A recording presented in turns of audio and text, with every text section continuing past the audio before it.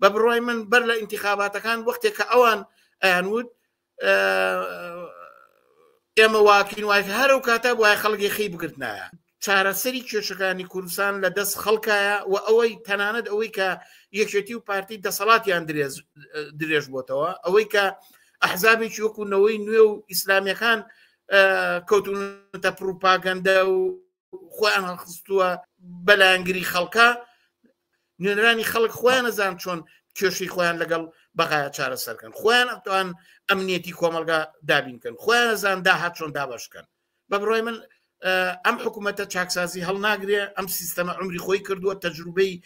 خۆی بە 1001 دەردومەینەتی بۆ سەر ژیانی خەڵک نیشان داوە خەڵک نابێ چاو لەو حکوومەتە بکا کە گوایە ژیانی خۆشەکان نە لەو حیزبانی کە لە چوارچێوەی ئەم سیستەمەیە خەریکن کایاکەن و یاری بە مەسیری ژیانی ڕۆژانی خەڵکەوەکەن